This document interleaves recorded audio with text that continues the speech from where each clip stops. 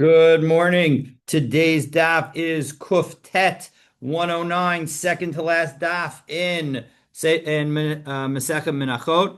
Let me share my screen and we will get really started. So we are up to the Mishnah, about halfway down on Kofchet Amud Bet. And so let's dive right in. The Mishnah addresses ambiguity in commitments to offer sacrifices. So it says, Ha'omer echad mikvasei hektish, that if you say that one of my lambs is going to be for the Beis Hamikdash, and here Rashi makes clear that Echa mikvasei hektish, first Rashi on the top line, top of the widest lines at the bottom of Rashi, lemizbeach. When we say that, we mean that it's going to go on the altar.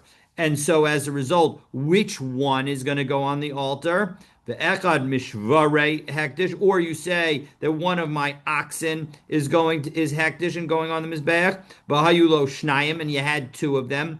Hagadol shebehen hektish, the larger one is going to be hektish and go on the mizbeach. Shlosha, if you had three, Beinoni shebehen hektish, then the middle one is going to be hektish. And we will see in the Gemara that the simple read of this is not correct. But let's see what it says in the Gemara. Peirashti ve'eni yodeya mashi peirashti. However, if you say that I specified one of them and I just don't remember which one, Osha Amarli Abba ve'eni yodeya ma, or my father specified one of them and I just don't remember which one, Hagadol shebehen hektish. So then in that case, the largest of them is going to be sanctified. So what's the story with that? So let's take a look at Rashi. Sha'amar li Abba, end of the first wide line in Rashi at the bottom. O Sha'amar li Abba, b'shas misaso, at the time of his death. Echad mishvarei efrashti, look at Hekdesh. He says that one of them I separated for the Mizbeach. Hagadol shebehen, two Rashis later. Hagadol shebehen hektish. Demistama mutav shebehen, that we're going to assume that without specifying, he's intending the best of them. Hektish, that one will be the one that will be decided. Diksiv, because the Torah says in Dvarim, Perek Yud Bet, Pasuk Yud Aleph, Mivchar Nidreichem, that from the which sort of is from a the phraseology is actually b'chol mivchar nidrechem, all of your choice vow offerings. But if you focus just on the words, those two words, it means from the best of your offerings. So it suggests that you will only choose the best. And so as a result, if you have specified something, we assume that you mean the best. But if you just say, at least based on, if you have multiple animals, based on the simple read of our Mishnah, if you just say one of them is consecrated and you didn't specify which one, we don't know which one, and therefore the middle one will be consecrated. So let's take a look and see what the bottom line is. So the Gemara picks up and points out an apparent inconsistency. Alma, from the first line that said that if one of my lambs is going to be consecrated, and if you have two, it's going to be the best of them. Alma makdish ba'ayin yafa makdish. So that first line implies that we consecrate in a generous manner. But ema seifa. But then in the next line, beinoni shebehen hektish, we said that the middle one is going to be hektish if you have more than two animals. So alma makdish ba'ayin ra makdish. So that shows that you don't specify in that you specify in a stingy manner. So Amar Shmuel says, no, you're not reading it right. What it means is that we are also concerned about the middle one. Dilagabi katan ayin yafu, because when it comes to when you have three and there's one in the middle, the one in the middle is still better than the worst. And so as a result, we know that you want to do something that's better, but now you have made things tough for yourself.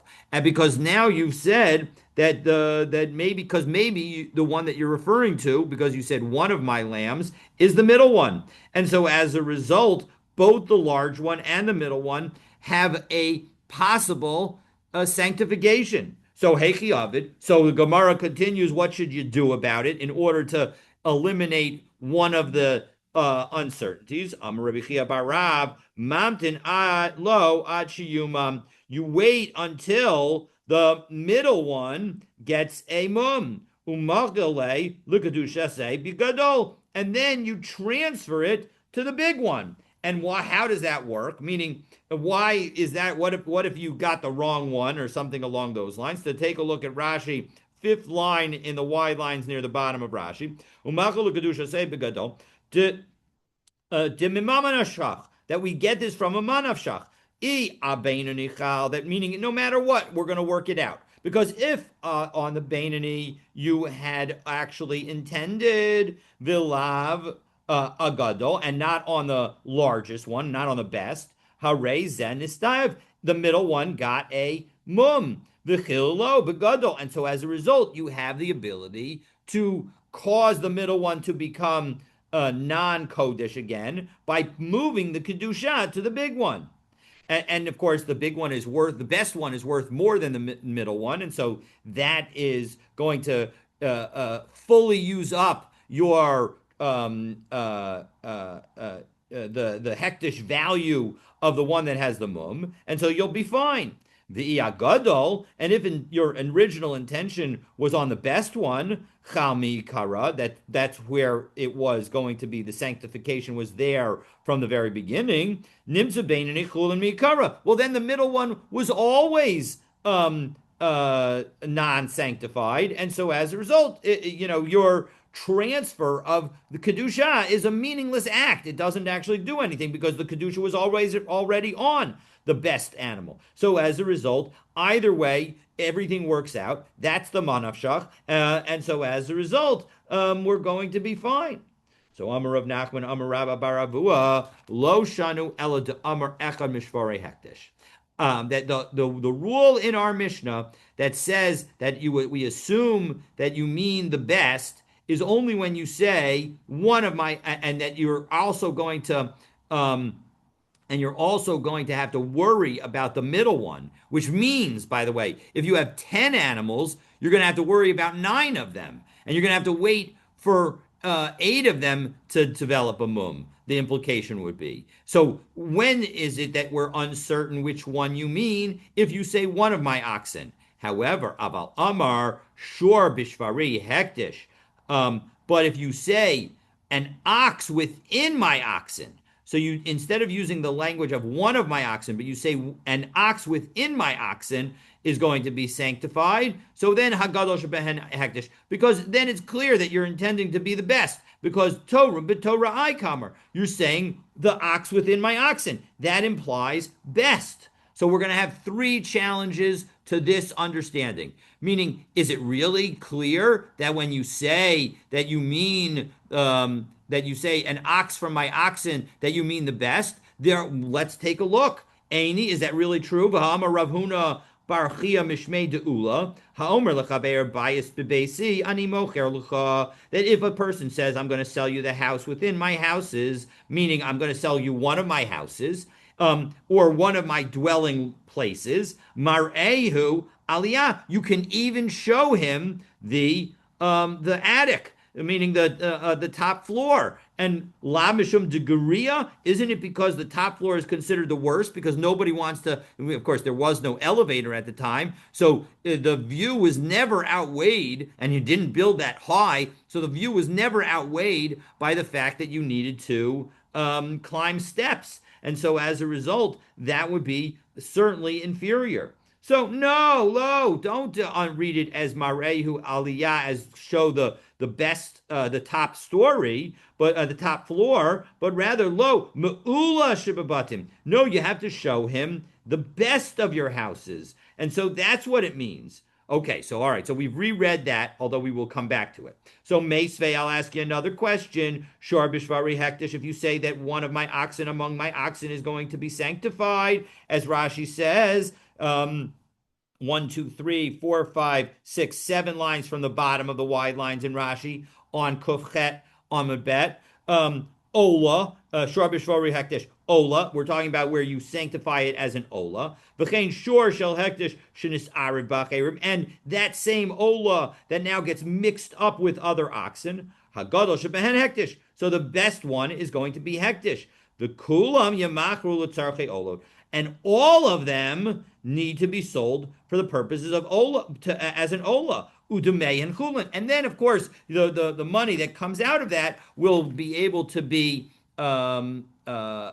unconsecrated because you had left, because you only intended for one animal. And so as a result, the value of all the other animals you need to worry about because maybe they were sanctified. As Rashi tells us, Hagadosh behen hektish, Ola, the best one of them is going to be treated as an Ola. The Kol ha'acherim yimachru l'tzarchei Olas, and the rest of them you have to sell for the purpose of other people bringing them as an Ola. Why? Because Shema al kol chad ze Ola. Because it could be that any of them have the application of it being an Ola. And that would contradict what we said a few moments ago, because this is a case where a person said shor bishvari, meaning an ox within my oxen, and Rav Nachman said in the name of Rabba Baravua that that's referring to the best and only the best. And here it's clear that we're seeming to say that an ox within my oxen also includes the lesser oxen, and so or could potentially refer to the lesser oxen. So that disagrees with what Rav Nachman just told us. So isn't that a problem? No, we're going to translate it. Targuma Ashur Shel Hektish Arbachirim. No, that phraseology of saying that V'chulam Yamachru only refers to the case of where they all get mixed together. When they all get mixed together and you don't know which one, so then all of them need to be sold to as olot. But in the case where I say shor bishvari, an ox within my oxen, then I'm definitely just referring to the best. V'havachein kamar. One second. How can you give that interpretation? The brisa that we just cited said v'chein shor shel hektish nisar b'acherim, and similarly, an ox with it of a hektish that got mixed up with other oxen would also be treated the same way. So doesn't that mean that it's got to be treated the same way in all respects? No, Targuma Agadol. That the point of saying that v'chein is with respect to the rule that you have to choose the largest of them as your own sacrifice. That for your sacrifice, both when you say hashor b'shvari and when you have a ola that gets mixed up with other animals, you're going to do the biggest one for yourself. And then all of the others will be sold to be olot for other people when you have a mix-up. But when you say shor bishvari, your other ones are free and clear. So as a result, we've offered an interpretation that works, and therefore we've eliminated the question. So Meisvei, I'll ask you a third question. Bias bevesi ani mocher lecha. If I say I'm selling you my house, v'nafal, and it falls down, and one of my houses falls down, marehu naful, I can show you the house that fell. So take a look at Rashi. V'nafal, last Rashi on the page. Echad mibeito, one of his houses fell down. Marehu, he can show it, that one to him. V'omer, and say zehu shemacharti lecha. This is the one that I sold to you. So, if I say I'm going to sell you one of my slaves among my slaves, umes, and one of my slaves dies, marehu mes, I can show you the dead one and say the same thing. V'amai, but why can I do that? Lechse hayden nafal hayden mes, I should see which one died. If it was the best one, well then that's your loss. If it was not the best one, well, if when I say a slave within my slaves, or an ox within my or a house within my houses, I mean the best, well then if the thing that fell or died is not the best, so then that's on me, the seller, based on our teaching. So doesn't this show that that when I say a house within my houses or or a slave within my slaves, and thereby by implication an ox within my oxen, it does not refer to my best? No, that not necessarily. Not necessarily when it comes to hektish. Lokeach ka'amrit, because at the end of the day, you are now raising a case of a purchase. Shiny lokeach. A purchase is different. The yad bal hashtar ala tachtona, because the person holding the document, meaning the sale document, is going to have the lower hand, meaning the buyer has the lower hand. If he wanted to make sure that his sale document was a specific house, he needed to make sure that those details were in the contract. And of course, every real estate contract that you have today will be very, very clear about the specific house that it's being sold. So hashta to us is lahachi. But now that we came to this answer, that when it comes to a sale, that it doesn't have to be the best. So then afilu tema aliyah degriya. We can even say in the case where you say bias mibesi that we're talking about showing him the attic, showing him the upper floor, because that's the worst. Yad bal hashtar al taktona, because again, the hand of the contract holder is on the bottom. Okay, so that brings us to the next Mishnah. And in the next Mishnah, we are going to see in the Gemara the story of Chonyo, the son of the Kohen Gadol, Shimon HaTzadik, who fled to Alexandria, Egypt, and built a temple there, which is called Beit Chonyo, and in order to offer sacrifices. And so this Mishnah will consider whether taking action in that temple could fulfill an obligation that ordinarily would be fulfilled in the Beit HaMikdash. The quick answer, of course, the answer is no, but we'll see that there are some potential exceptions that we'll have to explain. So, Hare alai ola, if I commit myself to bring an ola, yakri venu b'mikdash, well, then I have to bring it in the Beis HaMikdash. Vim hikriva Beis Chonyo, and if I bring it in Beit Chonyo, lo yatsa, it has not fulfilled my obligation. I will need to bring another sacrifice in the Beis HaMikdash. Not only that, but we know that you're not allowed to bring sacrifices outside the Beis HaMikdash. I will have violated that prohibition and potentially be subject to a penalty. So, Hare alai ola sha'akri venu b'beis chonyo. If, however, I say that I'm going to bring an ola in the house of Chonyo, in Beit Chonyo, well then Yakri Venu b'Mikdash. Again, you need to bring it in the Beit HaMikdash. You cannot bring real sacrifices outside the Beis HaMikdash once the Beis HaMikdash existed. V'im hikriva b'Beis Chonyo yatsa. However, if you bring it in Beit Chonyo, you have fulfilled your obligation. Now, the Gemara is going to really investigate why that is. But Rabbi Shimon responds, Rabbi Shimon Omer, Ein zo ola. No, it is not an ola. It does not work. You do not think that you have fulfilled your obligation. Hareini Nazar Yigalach Mikdash, same situation, but now we're talking about somebody who commits to being a Nazir. So if one person says that he's going to be a Nazir, well, then he has to shave in the Beis HaMikdash. That's where you finish serving your Nazir period. V'im gilach b'veis chonyo lo yatsa. And if you do so, if you finish everything with your shaving in Beit Chonyo, you have not fulfilled your obligation. Hareini Nazir sha'agalach b'veis chonyo. However, if you say that I'm going to be a Nazir and finish and do my shaving in Beit Chonyo, yigalach b'mikdash. Again, if you want to do the real thing, you need to go and shave in the Beis HaMikdash. V'im gilach but if you shaved in Beit Chonyo, you will have fulfilled your obligation. And Rabbi Shimon Omer, Ein zen Nazir. That's not a Nazir. You can't become a Nazir and think that you can offer something in Beit Chonyo. So in second, the Gemara immediately begins to ask, how in the world can our Tanakama say Yatza in the case of when you say that you're going to bring an Ola and bring it in Beit Chonyo, that it's going to fulfill your obligation? So Yatza Hamikdal Katla. When you kill an animal outside, we're at the Gemara at the top of Kuftet Amud Aleph, just right after the Mishnah.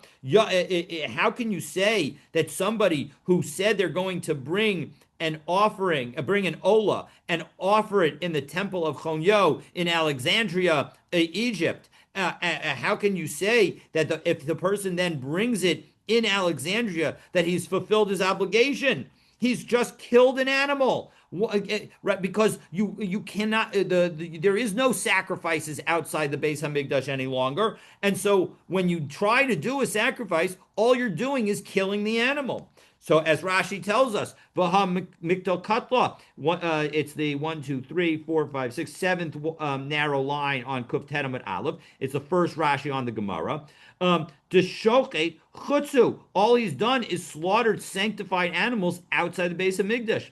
The EU Ichayev Ba'ola, and he said he was obligated to bring an Ola. Miki Amar Hare Alai Ola, from the fact that he said that I'm going to bring an Ola, then I'm responsible for an Ola. So he should still be responsible for that Ola. So why? How can the Tanakama hold this position? So Amar Rav Hamnuna, answer number one. We're going to offer two different answers. Nasa Omer. It's as if the person said Hare Alai Ola. What it's really saying is it's as if I'm bringing an ola but I'm not responsible to replace it. And so as a result, meaning when you say that I'm going to bring it in the temple of Chonyo, it's as if you said, by the way, although I said I'm responsible for the Ola, and usually that language means that I have to replace it if something happens to it. So the answer is that because I said I'm going to offer it in the temple of Chonyo, what I'm really saying is I'm not going to be responsible if anything happens to it.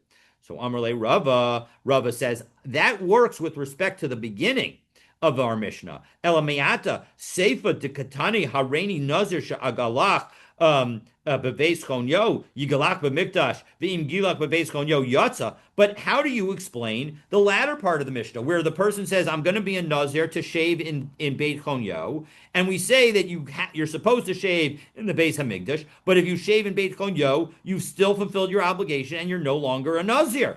So hachinami denasa kaomer hareni nazir al manashalo eskaya bachur yusad karbonosav. Are you trying to say that the meaning of the second half is similar to the first half, where all you're saying is that you're not going to be responsible for the sacrifices, but that's not enough? Even if you say that I'm not going to be responsible for bringing the Nazir sacrifices if something were to happen to them, Nazir kamadulo maisi karbonosav lo miskasher. As long as the Nazir has not brought his offerings, he doesn't become a non-Nazir any longer. He doesn't leave his nizarut, and so as a result, he would remain a Nazir forever. So how can you possibly say yatsa? So Ella Amar Rabba, so therefore Rabba rejects Rav Hamnuna and offers his own answer, and and says the following: Adam ze ledoron niskaven, that this person is only planning to give a gift. Amar isagya beveis chonyo tarachna. I'm going if it's good for me to offer it in the Beit Chonyo, well then I'll bring it. Tfei lo matzini le'itztaruri, but I'm not going to be bothered more than that. Meaning, he is not committing to bring an Ola, he's committing to do nothing. If in the end he brings it as an Ola, great, but he is not yet committed to do anything at all. Nazir Nami, and similarly when it comes to being a Nazir. Hag Hai Gavra, Litzauri Navshe Kamikavin. He's just intending to harm himself and cause pain for himself. So Amar, and he says, if it suffices to be brought in the Beit Chonyo, fine, I'll deal with the being a Nazir. But Tvei Lomatzin Litzdurit, but he's not going to bother more than that. And so as a result, he's not actually setting aside an Ola, and he's not becoming a Nazir. So Rav Hamnuna Amar Loch, whereas Rav Hamnuna would tell you, Nazir Kidika Amrat. No, you know what? I'll answer that the Nazir case is exactly what you said. I agree with you, Rava, that the Nazir case is like you said. But Ola, Almanashlo is Chayabach But when it comes to the Ola, I am really saying that I'm not responsible to replace it. And you know what? Rabbi Yochanan agreed with Rav Hamnuna. Da'amar Rabba bar Baruchana, Amar Rabbi Yochanan, because it was said by Rabba Baruchana in the name of Rabbi Yochanan, Harei alai Ola she'akrivenu bebeis Chonyo. If a person says, I'm going to bring an Ola in the Beit Chonyo, ve'ikriva be'eretz Yisrael, and he brings it in Eretz Yisrael, and Rashi tells us it means not in Yerushalayim, Yatsa v'anush koros. He has fulfilled oath obligation because he's no longer responsible for the animal, but because he didn't bring it in the Beis Hamikdash, he's subject to the penalty of kares, because kares is the penalty for bringing a korban outside the Beis Hamikdash. And Tanya Nami Haki. And you know what? We got a brisa that also supports Rav Hamnuna and Rabbi Yochanan. Harei alai ola shakri veneba midbar. If a person says that they're going to bring an ola in the midbar, and Rashi tells us, well, at least the midbar was a place that was once holy because the Mishkan was there. And so as a result, you say that you're going to bring it over in the Jordan area, the Hikriva be'ever hayardin, and now you bring it on the other side of the Jordan from where the wilderness is, meaning somewhere in Israel. Rashi says that it means somewhere in Israel. Yatza, but not, of course, in Yerushalayim. Yatza va'anush kares. Again, you're going to fulfill your obligation, but you're subject to the penalty of kares. Okay, so having discussed the situation of the Beit Chonyo, we're going to now discuss other laws that are subject to whether or not somebody served in Beit Chonyo. HaKohanim sheshimshu bebeit Chonyo, if a Kohen served in Beit Chonyo in Alexandria, Egypt, lo yishamshu b'mikdash b'Yerushalayim, then you're not allowed to serve any longer in Yerushalayim. Ve'ein tzarich lomer l'davar acher, and certainly if you did something else, and something else, as is often the case, is referring to idolatry. As Rashi tells us, take a look at the first Rashi on the on the bottom Mishnah in on Kuftet Amud Aleph. Im shamsha avodas kochavim. If you engage in service for an idol, lo yishamshu ob Yerushalayim, you can no longer engage in service in Yerushalayim. Shene'amar, because the Torah says, ach lo ya'alu kohaneh. Sorry, not the as it says. In Melachim, sorry, not the Torah, but Melachim Bet Pasuk Perek Kaf Gimel Pasuk Tet, that it says, but the Kohanim of the Bamos were not permitted to ascend the altar of Hashem in Yerushalayim, meaning that when you served Hashem in the wrong place, you're not allowed to do that. Kim achlo matzot b'toch acheim. Rather, they would just eat the matzos among their brothers. Meaning, harei elu kivale mumin. They were treated, because they served where they weren't supposed to serve, they were treated as if they were blemished. Cholkin va'ochlin. But they do get a share, and they get to eat the holy services, the holy sacrifices. V'lo makrivin, but they don't get to bring the sacrifices. So Amar Rav Yehuda, so now the Gemara, so the Mishnah sounds pretty definitive, but the Gemara offers a very important qualification. Amar Rav Yehuda, Kohen sheshachal obe kochavim. If a Kohen slaughtered for an idol, slaughtered an animal that was going to be offered as a sacrifice for an avodah zarah, so then karbano reach nichoach. If he then does tshuva and now serves Hashem in the Beis Hamikdash, his sacrifice is considered a pleasing aroma, meaning that it's valid. Take a look at Rashi, first Rashi on the Gemara. Kohen sheshachat b'hamto l'avodas kochavim lifnei avodas kochavim. Right, he does this. He's slaughtering in front of the idol, vishav, and then he does tshuva. Karbano, when he brings a karban in Yerushalayim, shehu makriv b'mikdash acharei kain reach nichoachu. It's going to have a pleasant smell. It's going to be valid. Amar Rav Yitzchak bar Avdimi, my kra'ah. What is the proof of this? Meaning, how do I see this from somewhere in the Tanakh? So we're going to cite a pasuk in this is a pasuk in Yechezkel, a perek memdalid psukim yud bet and yud gimel. Yan asher yishar suosam lifnei aguleihem v'hayu lebeis Yisrael lemichshol abon al kain nasasa yadi aleihem nu'um Hashem Elokim v'nasu avonam. Because they, referring to the Kohanim, served for the rest of the people before their idols, and they served as a stumbling block of sin for the house of Israel. So as a result, I'm going to raise my hand, God is saying, against them. That's the word of Hashem Elokim, and they're going to bear their iniquity. Uksi basrei, V'lo yigshu elai l'chahen lei. And then it says, and they're not going to approach me to serve me. So as a result, it's clear that if you serve idols, you don't get to serve in Yerushalayim. So what's the implication? If you actually do a service, if you actually do a formal service then you are subject to the prohibition of serving in the Beis Hamikdash. But shchita lav sherusu. But slaughtering is not a definitive service. And that's why Rav Yehuda can say what he said, that even though our Mishnah seems to apply that if you do anything for an idol, you will not be able to do anything in the Beis Hamikdash any longer. Actually, it's only if you do something that is considered a service. But slaughtering is not considered a service because any non-Kohen has the right to do the slaughtering. And so as a result, if a Kohen slaughters for an idol and then does tshuva, they can once again serve in the Beis Hamikdash.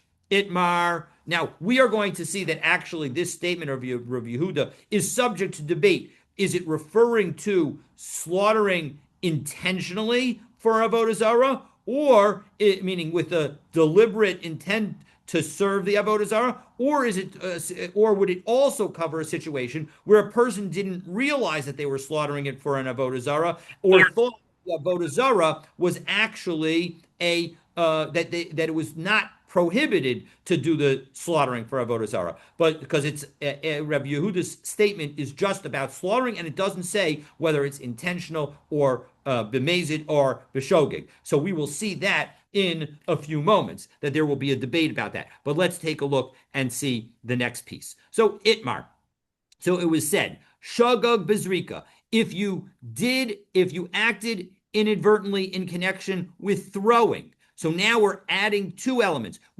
First of all, it's a clear service, right? Zrika can only be done by Kohanim in the Beis Hamikdash, and so now the Kohen does that same service for an idol. But he did it b'shogeg, so he didn't realize. So Rav Nachman Amar Karbano Reach Yiknoach. Rav Nachman says, totally fine. Don't worry about it. You did tshuva. You now brought a korban in the Beis Hamikdash. That korban is valid because you were only b'shogeg when you did the zrika for the Avodah Zarah.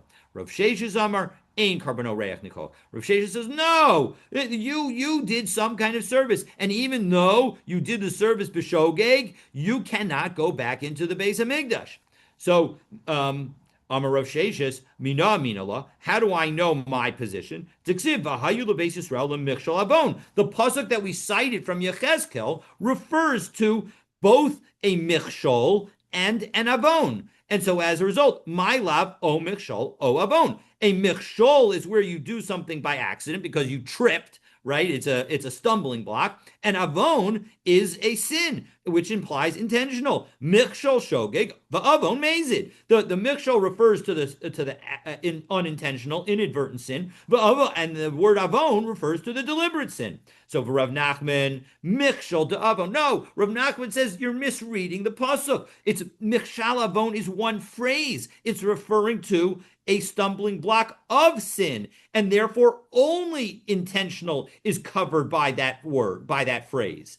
So Amar Rav Nachman, and I'll show you my source. Mina Minallah, how do I know my position? Titanya v'chipar HaKohen al hanefesh hashogeges b'chet avishkaga. In Parsha Shlach, at the end of Parsha Shlach, it tells us about the special sacrifices that are offered if somebody sins by, or the community sins by engaging in idolatry unintentionally. And we say that the Kohen is going to atone for the erring soul for its sin of error. So milamet shekohen miskaper al yedei atzmo. The double kind of language here is indicating that the Kohen has the ability to atone for himself. So b'mai. So what are you going to tell me that we're talking about? If you tell me that we're talking about slaughtering the animal, my area shogeg. Those psukim are talking about an unintentional sin. And we saw in the statement of Rav Yehuda that in fact, even if you did it intentionally, according to Rav Nachman, you would be able to still serve in the Beis Hamikdash if you do tshuva, because it's not a full service. Afilu mezid nami. Elala Bizrika. So it must be talking that you did the throwing of the blood and you did it unintentionally. And yet that Kohen has the ability to bring his own korban chatas. And so as a result, it's clear that he must be able to do tshuva and bring valid korbanot in it, in the Beis Hamikdash. But Rav Sheshes Amarlach. So how would Rav Sheshes respond to that situation? Meaning, what would Rav Sheshes say in response? So in response, he would say, La'olam b'shchita. No, that pasuk over there is talking about slaughtering, because I disagree with you with respect to what Rabbi Yehuda said. B'mezid, ub'mezid lo nasa mishares la'avodas kochavim. If you did the slaughtering deliberately, you would become a priest of that idol, and you're no longer going to be able to serve in the Beis Hamikdash. Meaning, I understand Rav Sheshes is saying, I understand Rav Yehuda's comment that when a Kohen slaughters a sacrifice before an idol, he can still offer a pleasing aroma to Hashem in the Beis Hamikdash. That's referring to a situation where the slaughtering was done unintentionally, where it was done a b'shogeg. So tamayu, and all of this is according to their reasoning. So what's their reasoning? Hezid b'shchita itmar, because we say hezid b'shchita if you have an intentional sin of slaughtering. Rav Nachman Amar Karbono Reach Nikoach. Rav Nachman says that's the situation that Rav Yehuda was talking about, and I say that now the person can do tshuva and bring sacrifices in the Beis Hamikdash, and it will be a pleasing aroma to Hashem. But Rav Sheshes Amar Ein Karbono Reach Nikoach. He can't do tshuva. He did it intentionally. There's no going back. Rav Nachman Amar Karbono Reach Nikoach. Rav Nachman says he can do tshuva delo avad sheirus, because he didn't do a formal service. Because the service that counts are only the services that can be done only by a Kohen in the Beis Hamikdash. And Rav Sheshes Amar Ein Karbono Reach Nikoach. Rav Sheva says no, his sacrifice is not valid. As we turn to Kuf Tet Amud Bet, because Nasa Misharis La'avodas Kochavim. Yes, you're right that he didn't do a formal service. He didn't do an avoda, but he did become effectively some kind of priest for the idol, and that's enough to be a problem. As Rashi tells us, top of Rashi on Kuf Tet Amud Bet, as we're now on Kuf Tet Amud Bet, Nasa Misharis v'hada amrinan le'el b'shchita lo mifsala, and that which Rabbi Yehuda said that when it comes to a shchita, it's not going to invalidate Moki lo Rav Sheshes b'shogeg. Rav Sheshes is telling us that that statement is b'shogeg only and not b'mezid. So, Rav Nachman, Mina Amina Law, how do I know that what I'm saying is correct? Meaning that if you slaughter intentionally, you're not going to be disqualified.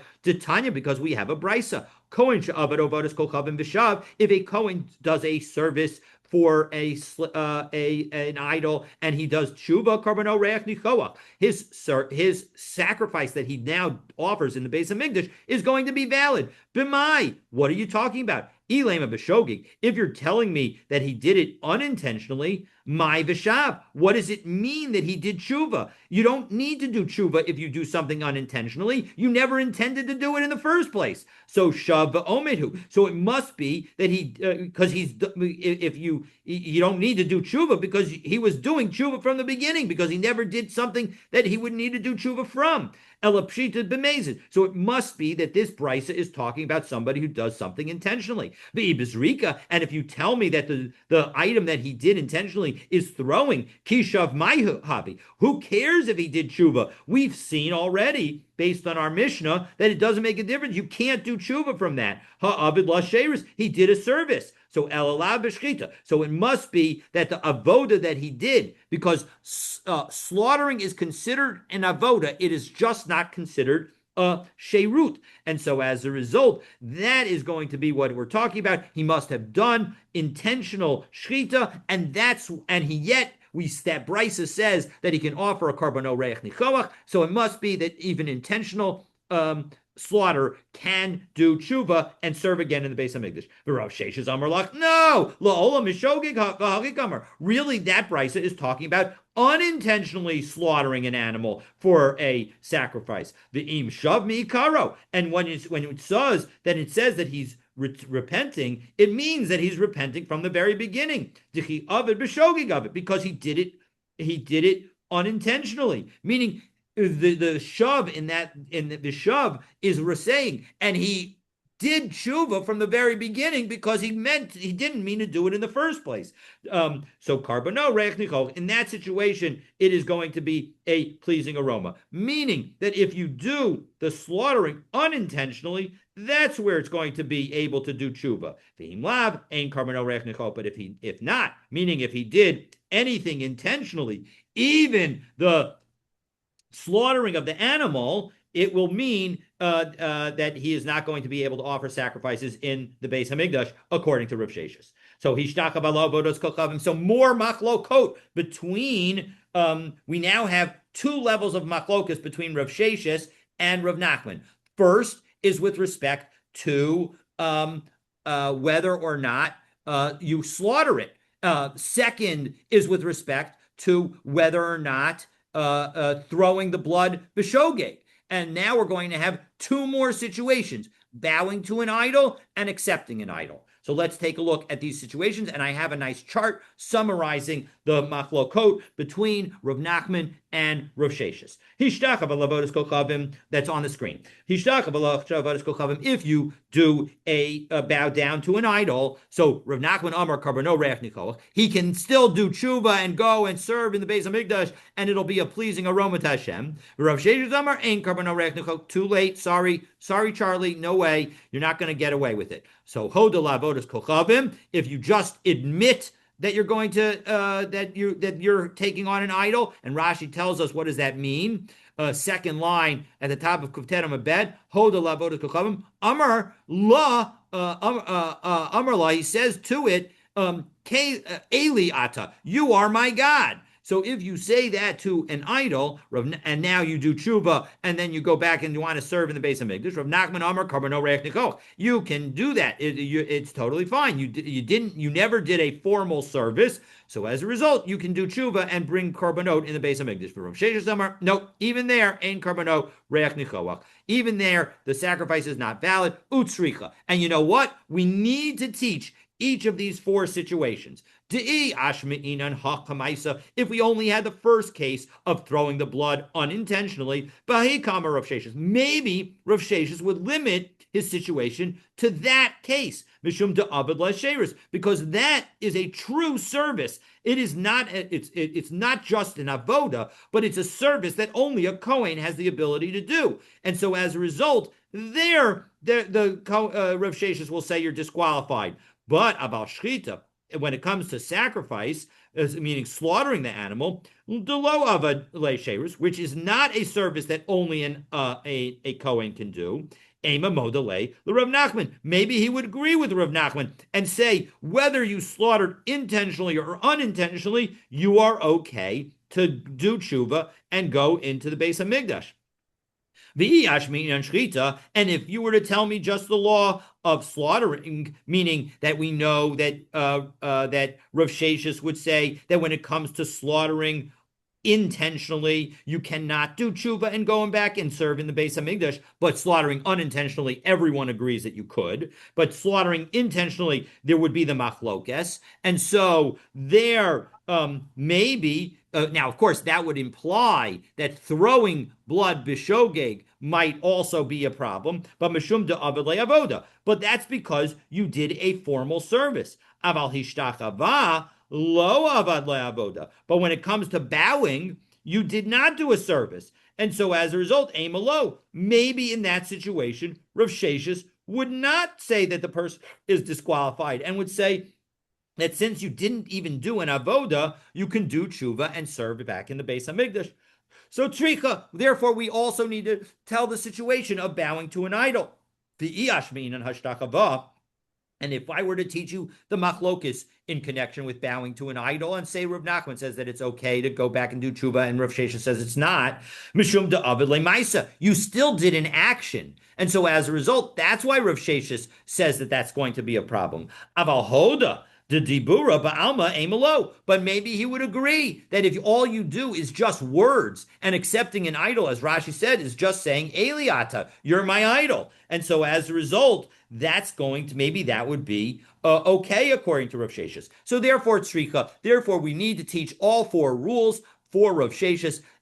This is really a lozu afzu situation because maybe you could learn all of them if you were to just do the idol situation, at least with respect to Rav Sheshes. But the bottom line is that I mean, I guess you can actually the reason that you wouldn't be able to do just the accepting an idol is working backwards for Rav Nachman would be the same logic in the opposite direction. And so as a result, you can't just teach one of these and know all of the rest. All right, so that brings us to Ve'ein Sarach Lomar Davar Acher. We said that when it comes to Beit Chonyo, if you served in Beit Chonyo, you can't go and serve in the Beis Hamikdash. And certainly, if you did Davar Acher, if you served an idol. Well, the fact that the Mishnah that we just that is saying that an idolatry is moreover, or is even more the case than Beit Chonyo, that suggests that Beit Chonyo is not idolatry. Midakamer ain't tzarich lomer davar acher. Given the Mishnah said that certainly something else would be covered, so miklal the Beit Chonyo lav avodos kochavim hu. That implies that Beit Chonyo was not idolatry. And Tanya, Commander Amr. And so as a result, we're going to have an opinion our Mishnah is like one of the opinions in the following long brisa. This brisa is awesome. And so let's take a look and see what it says. This is the story of Beit Chonyo. Oh, sorry for not scrolling. Here we go. This is the story of Beit Chonyo. Worth knowing. Beit Chonyo, lav avodas kochavim hu. Again, this our Mishnah is like the opinion in this brisa, the one that will say that Beit Chonyo is not avodas kochavim. Detanya, we have a brisa.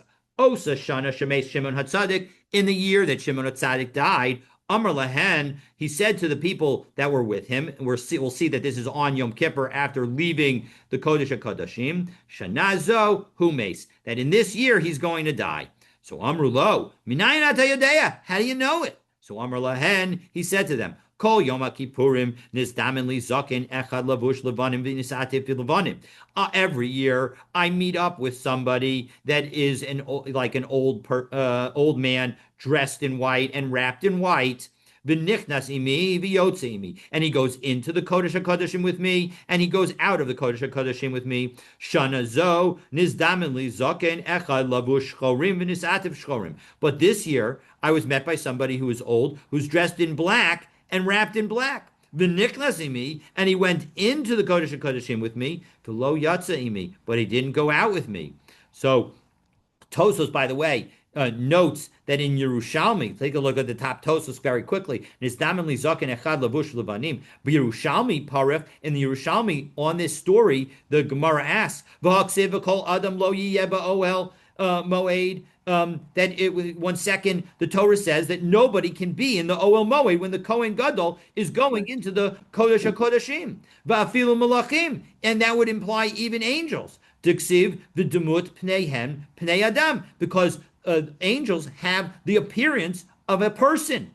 Umashani, and so the Gemara there answers the Shema Shechina Haisa. It wasn't an angel. This was the actual presence of HaKadosh Baruch Hu. All right, just in something interesting about that. So la'achar haregel, so now he came out, and after he told them all this, so then there we had the holiday of Sukkot, and after the holiday of Sukkot, chala shivas yamim v'meis, he was sick for 7 days, and he died.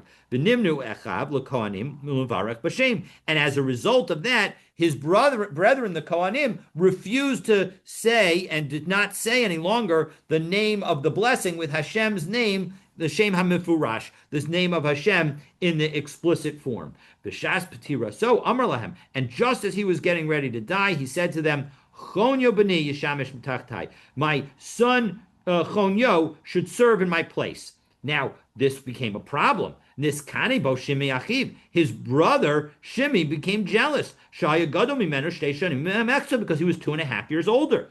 Amar lo. So what did he say to Chonyo? Bo ba'alamadcha seder avoda. Here, I'm going to teach you what you need to know to do the service. He'll bishu ba'unkali v'chagaro b'tziltzul. So he put him in an unkali and in a tziltzul. The unkali is translated by Rashi as a malva shel or. It's some kind of leather garment, which again is not a clothing that a Kohen Gadol is supposed to wear. And a chagrobet siltzul, the Jastro says that this is some kind of bra-like garment. Hamidu eitzel hamizbeach, and then he stood him next to the altar. And then Amar lahem le'achav kohanim. Shimi then goes to the other kohanim and say, "Re'uma neder zeh v'kiyim la'avuso." Look at what this guy did and what kind of oath he must have made and said to his to the person that he loves. Also, hayom she'eshtamish b'kahuna gedolah. That day that I'm going to serve as a Kohen Gadol. Elbosh ba'unkali shalichi ve'echkor b'tziltzul shlichi. I'm going to wear your unkali and I'm going to wear your tziltzul and I'm going to show my love for you. So bakshu echav kohanim largo. So as a result, the other kohanim, thinking that Chonyo had done something really terrible, went to try and kill him. Ratz mipneihem. So he ran away. V'ratzu acharav, and they ran after him. Halach Alexandria. Mitzrayim, so he goes to Alexandria in Egypt. Uvana Sham is back, and he builds there an altar. And in the end, he left Judaism and he went and offered offerings to idolatry. Chachamim b'davar amru, when the Chachamim heard and figured out all the things that had happened, mazeh shelo yarad lo kach. Look, Shimi, who had never served as the Kohen Gadol, and therefore had never tasted the taste of power associated. Hayorid la al achas kama v'kama. And yet he did this, so certainly somebody who had tasted power, you have to be concerned that they are going to try and engage in bad behavior to maintain their power. Divrei Rabbi Meir. That's Rabbi Meir, and of course Rabbi Meir is not consistent with our Mishnah because he says that the altar in Alexandria was for idolatry. So Amar lo Rabbi Yehuda. Rabbi Yehuda gives another version of the story. Lo kach hayamaisa. That's not what happened. El lo kibel alav Chonyo. Rather, when Chonyo was told that he could potentially be the Kohen Gadol, he said, "I'm not going to accept that." Shahaya Shimi achiv gadol mimenu shtei shanim umechza. Because after all, I have an older brother who's 2.5 years older. And nonetheless, in the end, when he saw his brother become Kohen Gadol, Chonyo became jealous. Amarlo, Bova Alamedcha Seder Avoda. So he said to him, "Listen, I'm going to teach you what you're supposed to do." And now it's the exact opposite that happened. So now Chonyo is the one who's the bad guy and dresses his brother Shimi in the women's clothing. Vehemido eitzel on his back and stands him next to the altar. Amar lahem, and goes and says le'echava kohanim, to the brothers the kohanim. Re'u ma'nei der zeh v'kiyim la'avu. So look at what he swore to his beloved. Oso hayom she'yishtamish b'kahuna gedola el bosh b'unkli shalichi ve'echkor b'tzultzul shlichi. I'm going to wear your garments. Bikshu echav kohanim lahargo. So his brothers tried to kill Shimi. Saklahem kol. So Shimi, being wise, told them what happened. Bakshula haroga Chonyo. So now they go back and try and kill Chonyo. So Ratz mipneihem v'ratzu acharav. So they run after him. So he runs and they run after him. Ratz lebeis hamelech v'ratzu acharav. He goes to the king's house and they ran after him. Kol haroa oto omer zehu zehu. And everybody is saying, "Oh, that's the way he went. There he is. There he is."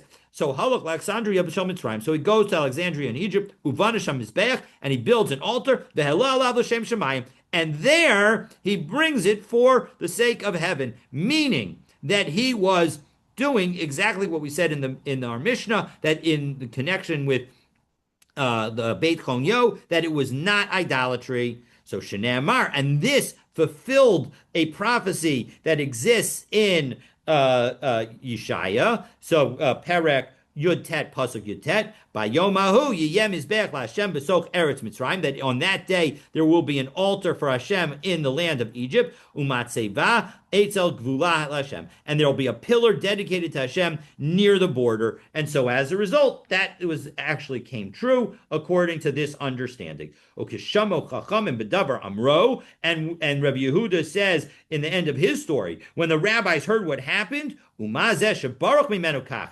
A man that Chonyo, who ran away from honor, yet still did all of this because of the desire for honor. If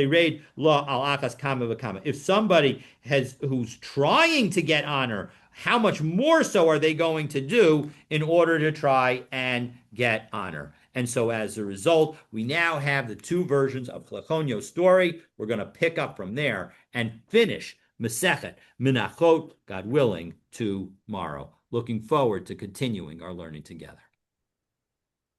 Is he still there? I'm still here. Oh, I see. You have a Um, question? yeah, well, unfortunately, I missed the first half of the year because the Zoom wasn't working. I had to go to the phone, and it took a while to find the password and All right, I'm going to stop recording. so I thought